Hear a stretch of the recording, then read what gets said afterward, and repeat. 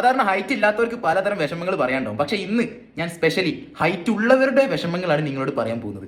So wait and see. Height ഉള്ളവർക്കൊക്കെ എന്ത് വിഷമല്ലേ? ഹൈറ്റ് ഇല്ലാത്തവർക്കൊക്കെ പിന്നെ വിഷമം ഉണ്ടാവും. ഹൈറ്റ് ഉള്ളവർക്കൊക്കെ എന്ത് വിഷമം എന്നായിരിക്കും നിങ്ങൾ ചിന്തിക്കേണ്ടതുണ്ട്. പക്ഷേ നമുക്ക് കുറെ പറയാനുണ്ട്.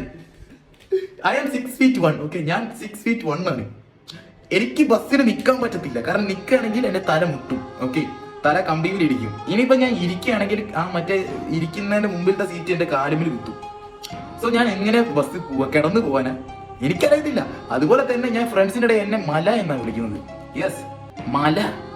ഇവന്മാർക്ക് എന്റെ പേര് വിളിക്കാൻ പറ്റത്തില്ല. 1 കിലോമീറ്റർ ദൂരെ നിന്ന് എന്നെ ഒരു വിളിയുണ്ട്, മലേ എന്ന് പറഞ്ഞൊരു വിളി. അത് കേൾക്കുമ്പോ ചങ്ക് വെറിയും.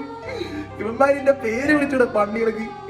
അതും ഇവന്മാരെ പേര് വിളിച്ച് പിന്നെ ശരിക്കത്തെ പേര് എനിക്ക് ഓർമ്മയില്ലാത്ത അവസ്ഥയാണ്. ഇവന്മാരെന്നെ അശ്വത്, സച്ചു എന്നൊക്കെ വിളിച്ചാൽ എനിക്ക് ഓർമ്മയുണ്ടാവത്തില്ല. മല എന്ന് വിളിച്ചാൽ ഞാൻ പെട്ടെന്ന് തിരിഞ്ഞു നോക്കും. കാരണം എന്നെയാണ് വിളിക്കുന്നത് എനിക്കറിയാം. എന്ത് കഷ്ടപ്പാടെന്ന് നിങ്ങൾക്കറിയോ?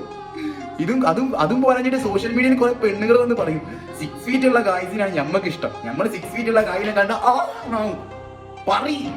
ഒന്നും നോക്കില്ല. അമ്മമാരെ വിചാരം ഹൈറ്റ് ഉണ്ടെങ്കിൽ എല്ലാം ഉണ്ട്. ഒന്നും ഇല്ല, മനസ്സിലാക്ക്.